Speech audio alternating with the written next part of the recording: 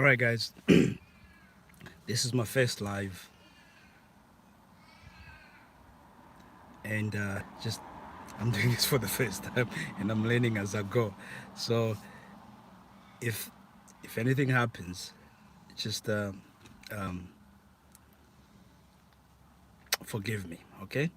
I want to talk about something, which was an interview Don Lennon did with the woman who they call is the British royal commentator or something like that. Her name is Hilary Fordwich or Forwich,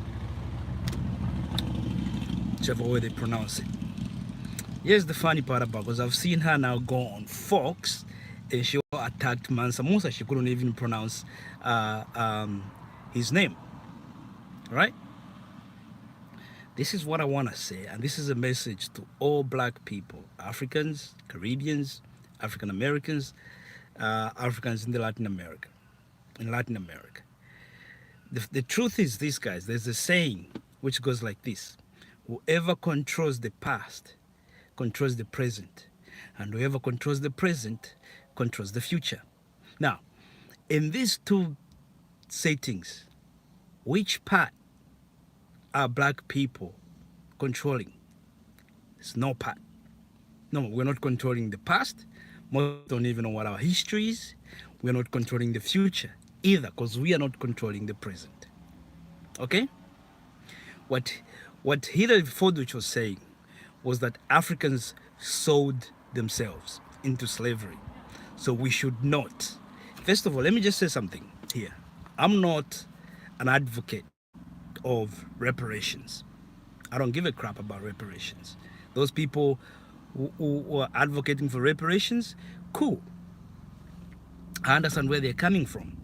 Because it's not just African Americans who are asking for reparations. Even countries in Africa are asking for reparations. Okay? Okay? And I get that. I understand where they're coming from. And if they would, like, they needed support, I would support them. But for me, the way I see reparations, I actually see it as a weakness. You know, as a weakness. And the reason why I say that is because we can do so much right now and change the future without even asking for reparations. When actually we start doing better and things for ourselves, reparations will just come. But as long as we don't, nothing will. Reparations is just it's a waste of time. That's why you see like people like in Japan, the Jews. These people have gotten their reparations, but you know why?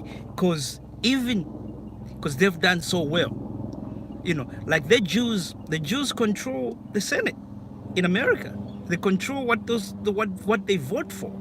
They do that. And that's not a bad thing. It's just that's how you get things done. Because money talks. Whether people like it or not, money talks. Now, why am I saying this? Was Hilary Fordwich right? Because a lot of Africans here were jumping up, and this is what I don't understand. We've been so badly brainwashed. We are so uneducated in terms of history to a point where if someone says something against us, we actually celebrate. Majority of us celebrate. If someone brings our history down, majority of us celebrates. Just like they used to say, and this is where things change, because most of us actually even believed, or most of you even believed, that the people that built those pyramids in Sudan were not black. The people that built the pyramids in Egypt were not black. You know, the people that built the Great Zimbabwe were not black. This is what we've been taught, and people believed it.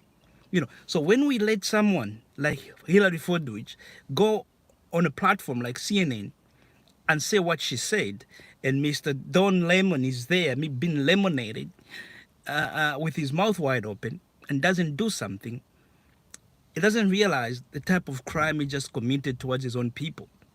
You know, this is what I say, because I've seen his interview, I've seen another woman's interview, and that's not the part of this video, but it's what happens when we go there, when we take up these channels and start talking and asking these questions without ourselves doing research or knowing people who actually understands more. Because where I have a problem is the fact that this woman said this on CNN, and Don Lemon has never actually tried to bring someone on who is an expert on Africa and loves Africa, because that's the other thing you have to do. Most of the time, black people want to fight black people. That's why I think is it Henry Clark who said, when I'm trying to fight for black people, I use one hand, because the other hand, I have to fight the black people from actually stopping me from fighting for them, and that's the problem that we have. So if Don Lemon was a true journalist, because that interview went viral, and racist channels used it, it's still running up to now. But the funny thing is that even black people used it. Sorry about that. Let's just do something here.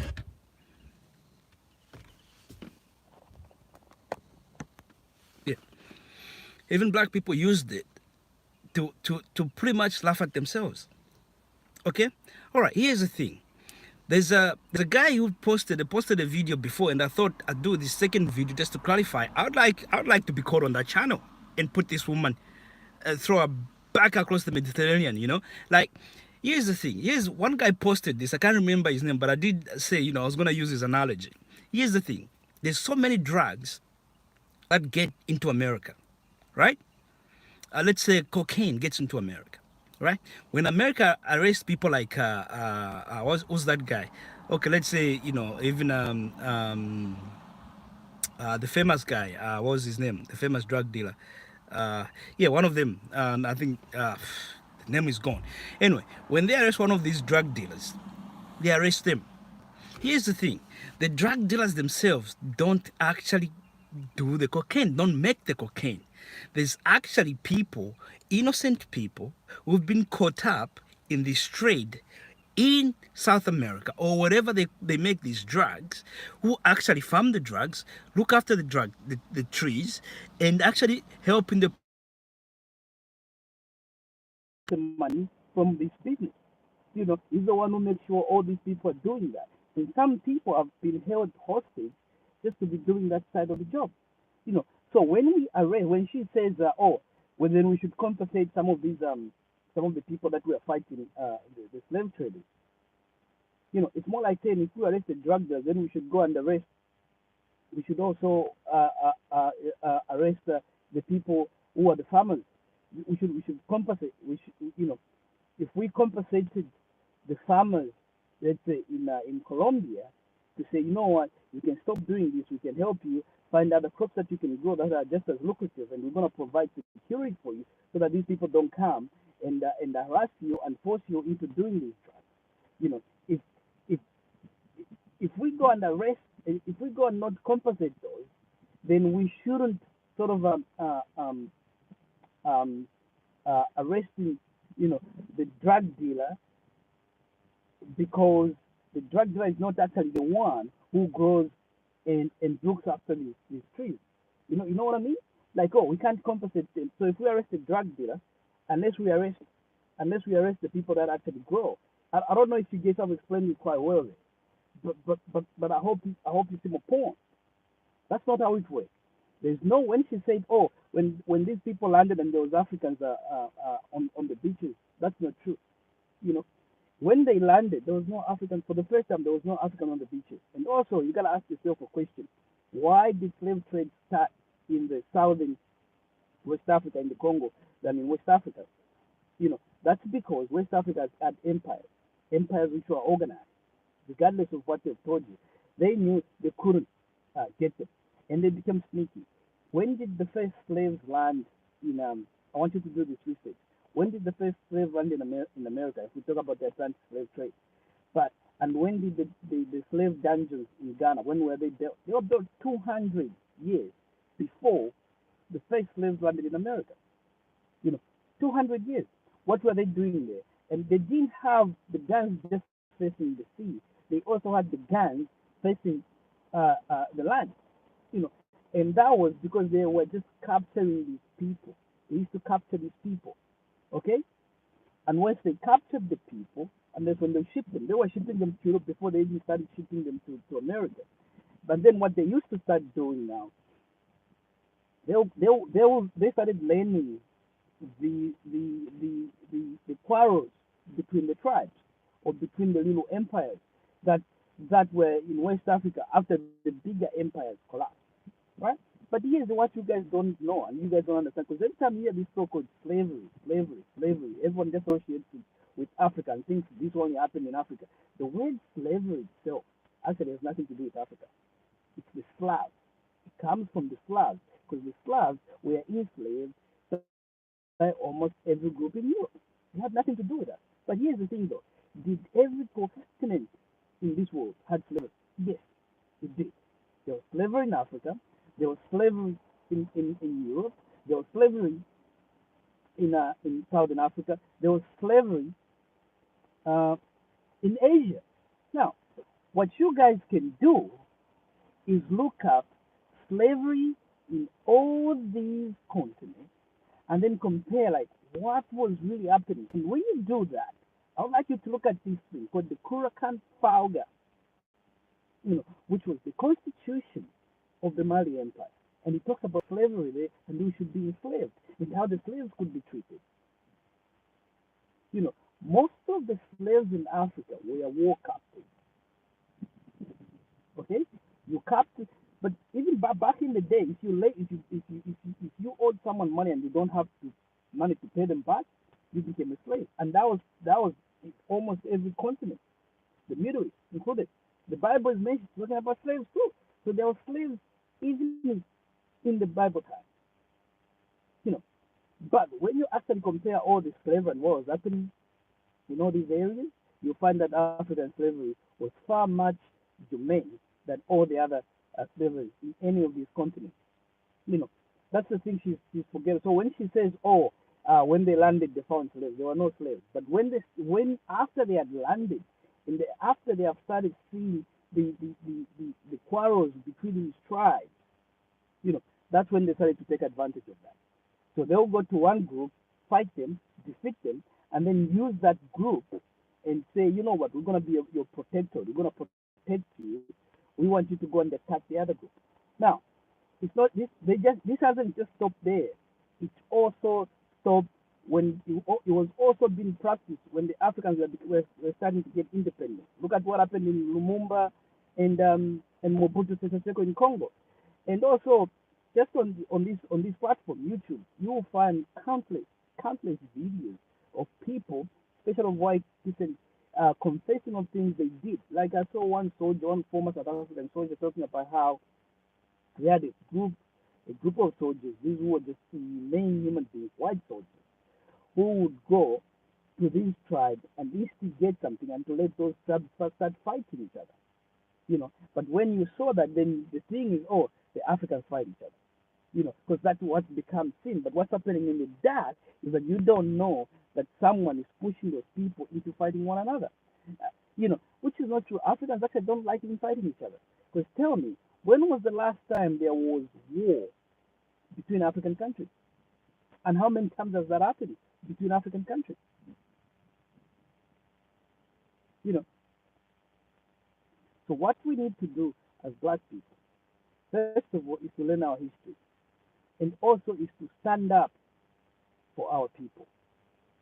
You know, I had African interview which she actually did on Fox, and she talked about the what do you call them, Mansa Musa having slaves. Yes, Mansa Musa had slaves when he did that trip from Mali to America. He had about 12,000 slaves. But here's the difference: find out how much he paid them in gold. It's a different kind of slavery. It's what you today you call helpers. You know, so they might have called it slaves there. Probably these people were war captives. But it's a different kind of slavery. You know, and when they say, "Oh, these people were it wasn't just that." If you look at other scholars, especially from the Islamic world, who've written about the Mali Empire, there was also white women and men who were slaves in the Mali Empire. And as he crossed through Egypt, he also bought up slaves who were white in Egypt, especially from the Ottoman Empire, who were being sold in Egypt by their own people. You know, what you guys should name. This is what's happening. There's a spiritual warfare. First of all, most Africans don't know our history. right? What white people try to do is to make sure everyone that's involved in their history sounds like a hero. That's why you can have people like, um, what's his name? Um, Alexander the Great. Whereas in Africa you can have, oh, Shaka was a cruel, was a savage. But when you look into detail, Alexander the so-called great, there was nothing as great about him. Me, I call him Alexander the Macedonian. And these are the twists they do to us, and they twist these things, and we start believing it. If you look at, let's say, Mansa Musa, compare that to King James, the King James version, the same guy that wrote the Bible. That guy killed more women, more people than compared to Mansa Musa. But now, most of us, especially us who've been brought up in this Christian thing, oh, we love King James. Have you ever read his other book called Demonology? He was a madman. This guy would be on the river Thames, and there's a bit of wind there. He'll get off there and go kill women because he said they were trying to kill him using witchcraft. But no. That's not the message they'll talk about when it comes to King James. Even just look at the movies. When you do the movies like Downtown Abbey or these other movies, they only show the palaces. They don't show how people live. And when the little towns they show, like in movies like Robin Hood, you can see thatched roofs and all that stuff because there was nothing special about those places. There was nothing special about those places. That's why Alexander the Great didn't go there. Alexander the Great went to the Middle East, to Africa, because that's where the things were happening during that time. But no, they will show the palaces. They don't show where ordinary people live. And because they're showing the palaces, it starts creating this image in our heads that this is how these people live.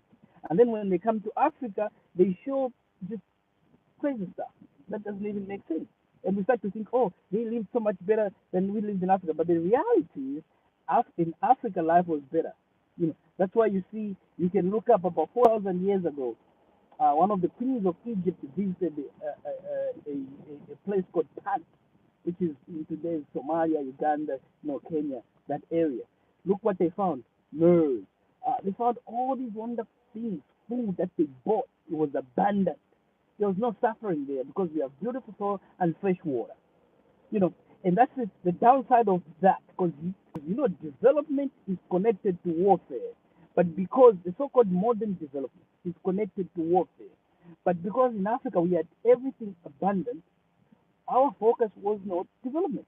Look at how they started building castles. Castles were initially just built with high walls to prevent people invading the area. But in Africa, we didn't have to do that because there was no one invading the area because we were not fighting for land. You know, same thing when you go to Japan. If you go to Oda Nobunaga, those people who looked at the history of Japan, you're going to find that most of the warlords there, it was just terrible. They were fighting each other all the time. And out of that becomes the development of weapons, the development of this, the development of this, because you're trying to protect yourself.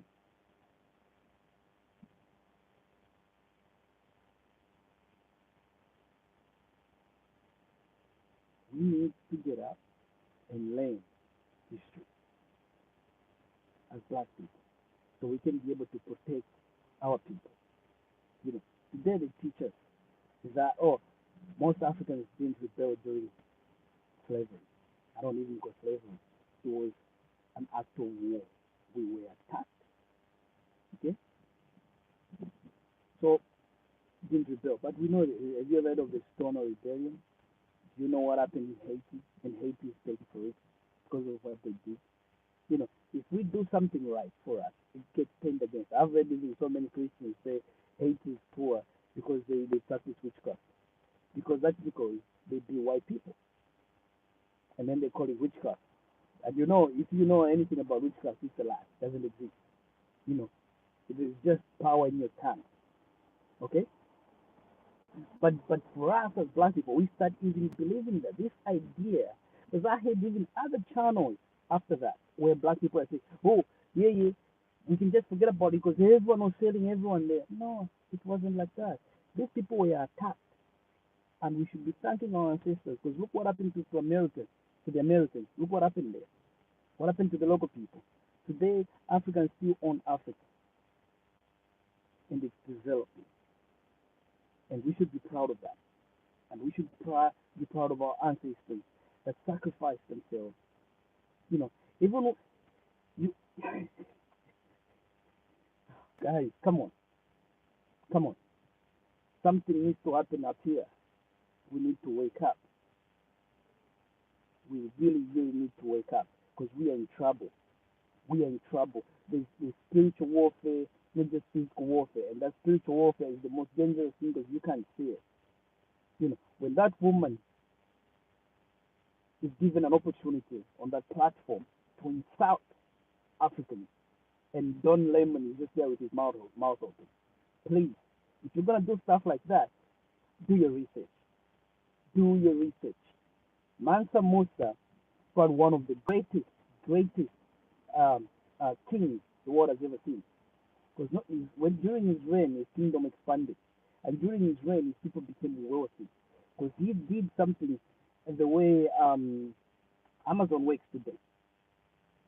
He created a kingdom where people were able to trade, and you got rich from okay, you can sell gold, but you gotta give taxes to the king. You can own the mines, and he protected those mines. No one knew where the gold mines were in the Mali Empire because they were protected, and the people were willing to protect them. And just remember, it's been recorded, especially by Islamic people, that they had white slaves in the Mali Empire, not just in the Mali Empire, in Ottoman, in the Ethiopian Empire as well. In Egypt, when he went past Egypt, when he left gold there so much that it became he almost became worthless because there was so much gold. He also bought slaves from the white slaves with him. They forget to write that. And slavery, when you hear the word slavery in Africa, is very different from what was happening. If anything, African slavery was more humane than the slavery that was happening in other continents, in Europe. You know, you know, the reason why these people even started fighting each other. I would like there's a movie called Shaka the Zulu. You watch it. You watch how Africans used to fight and how Africans used to attack each other. Most of the time they were attacked for food. They were not attacking to kill. I remember there's a scene where Shaka went and killed people, and the king he was fighting for got angry with him. He, I didn't go. I didn't tell you to go and exterminate them. I only asked you to go and get their cow, their cows. That was the mentality, the most African warfare. Yes, sometimes it got serious. If you look at the Diome because everyone else they were a small group and everyone else was trying to hassle them, and that's when they became who they became. But every continent has problems just like that. If anything, Europe is the hottest place even right now. Who's fighting? Ukraine fighting Russia. Them people. Them people. I heard. I think she's now the prime minister of Italy or aspiring prime minister of Italy attacking the French president, and that's Europe for you. They are not at peace. The only time they've been at peace, which is now over, is since World War II. They've always been fighting each other, and the only reason it's not very common because there are no outside forces. The reason why this happens in Africa is because there's outside forces. So black people, it's not like we're out there trying to fight each other. If anything, we're the least people to fight. This is a true story. The Maasai, and you go this, you find this in a lot of African cultures.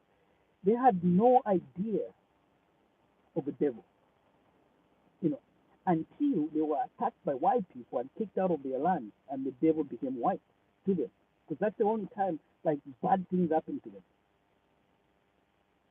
And now, and this story could be seen across different tribes across Africa.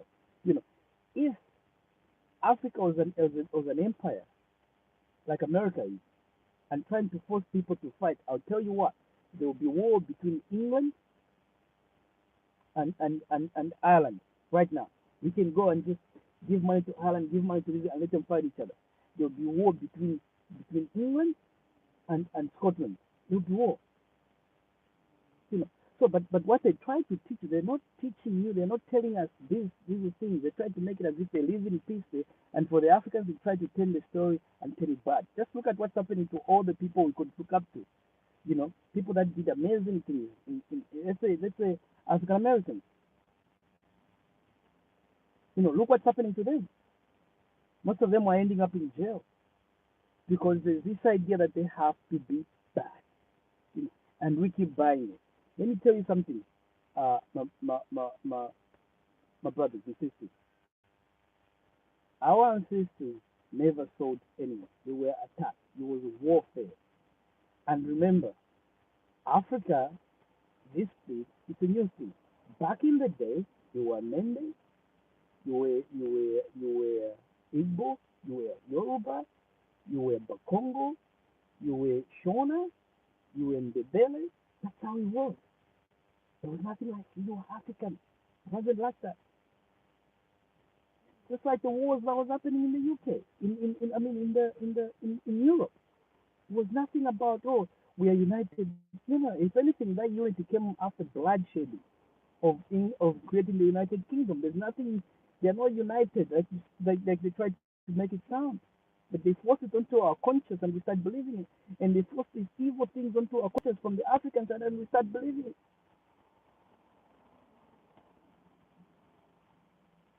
I want you to look at the I was reading something, but I want you to show Journey of an African Colony or something like that.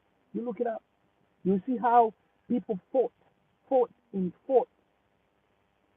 from the brutality and the cruelty. There's actually an English writer who lived in Nigeria, and in one of these books he writes, you know what? These people are meant to be savages, but what I'm noticing is that we are worse than they are. These people are actually loving, and we are the savages. From the actions that I'm seeing that the people, the Europeans are doing to these people. That's what that has been brought to us. It's pain, pain, pain, and more pain. And we start embracing that. And we start blaming our ancestors. Come on. Have you ever heard the Jews blame anybody? But you listen to, for the past 18 months since this recession is coming, but since the pandemic started, I went into just learning about investments. I'm an investor, and I just say, you know what? Most of the stocks, because every time I wanted to look somewhere, the most successful investor there was like Jewish. So I said, okay, let me look into how these people function. And I read books, I listened to a lot of videos, and I listened to just them talking to each other about their story. And then you start learning things. You know, one of the guy who was about 7 years or so during the Second World War said this. He was actually rescued by Christians, which is interesting in its own. But apparently, the people that sold him out were actually Jews. You know. Also, the other part. This is not his story, but this is the other part. When they created Israel, right? The people that were coming to Europe, because there are people from all parts of the world who were just going to Israel, but the people are coming from Europe. Other other groups were suspicious of them because the question was, how come you survive? And there was all these rumors of some people being traitors, which were not rumors; they were actually reality.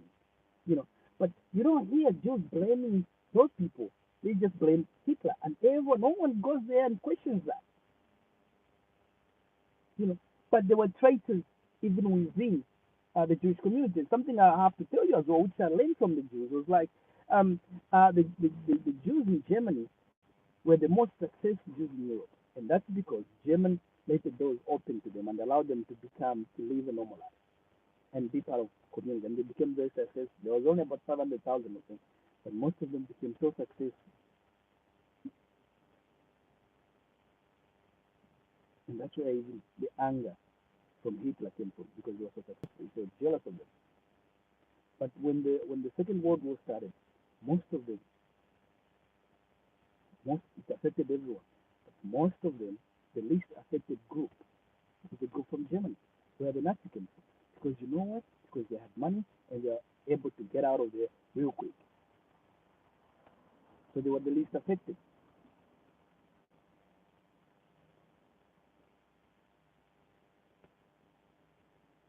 And I tell you what, some of those people could have even betrayed their own people just to escape. Could have. But there were stories I heard from one of the guys who said he was sold by another Jewish group, not by the Nazis. He was sold to the Nazis by a Jewish group. So, but you can't blame that person. Both people doing that, and they're victims. They're victims. Yes, there was probably some Africans who went and arrested another African and gave him to the white person. But that's because the white person created an environment so hard for this person to function. And here's the truth. If the people like to say, oh, the Diomi. But what you don't, the Diomi were taking everyone. But what you don't know, after the Diomi had done their job, they were also captured. By who? By Europeans. You know, we need to wake up, guys. We need to wake up. You know, if anything, personally, I think we should all be like the Diomi. They fought the French. You know, and everywhere the Diomi went in Haiti, he was an ancestor of the Diomi that caused that rebellion. They fought back. What I'm trying to tell you, do not let anyone change our story. Okay? Please. Where we start blaming ourselves for something that happened to us. We never went out and enslaved anybody. Just remember that, guys. Thank you. There's going to be more to this video. Goodbye.